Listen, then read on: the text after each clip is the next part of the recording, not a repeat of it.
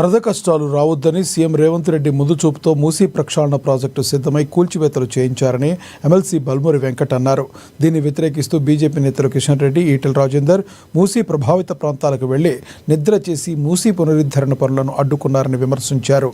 ఆనాడు దోమల జట్లు, షూలు వేసుకుని నిద్రపోయి రాజకీయం చేసిన నేతలు ఇప్పుడు మునిగిపోయిన ప్రాంతానికి పోయి వరదలో పడుకోవాలని సవాల్ విసిరారు బల్మూరి వెంకట్.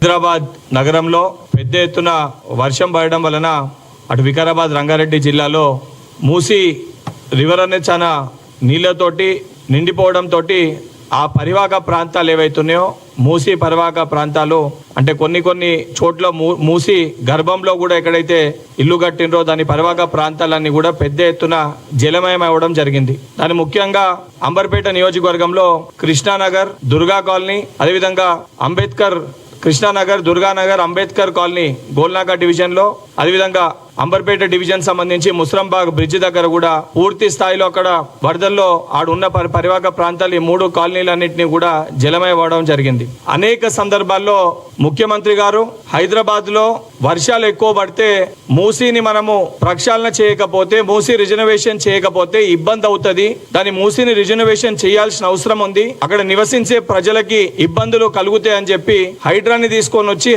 దాన్ని అక్కడ ప్రజలతోటి మాట్లాడి ఈ సమస్య రాకుండా వర్షాకాలం వస్తే ఎక్కువ వర్షం పడితే ఇటువంటి సమస్య లేవనెత్తుతుంది కాబట్టి ఇటువంటి సమస్య రాకుండా ప్రయత్నం చేసిన సందర్భాలలో ఆ రోజు మన కేంద్ర మంత్రి కిషన్ రెడ్డి గారు ఈ ఎక్కడైతే ఇప్పుడు వరద వచ్చిందో ఈ వరద వచ్చిన ఇదే కృష్ణానగర్ కి అదేవిధంగా దుర్గా నగర్ కి మధ్యలో ఉన్న లంకలో వారు ఆ రోజు వెళ్లి పడుకోవడం జరిగింది.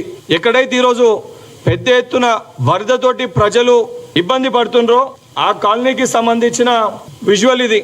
ఆ 3 కాలనీలకు సంబంధించిన కంప్లీట్ గా మూసీ వాటర్ వాళ్ళ ఇళ్లకి రావడంతో ముఖాల్లోతు నీళ్ళు అనేటివి చేరడం జరిగింది. చాలా సందర్భాల్లో కూడా ముఖ్యమంత్రి గారు ఈ సమస్యల్ని శాశ్వతంగా పరిష్కరించాలి.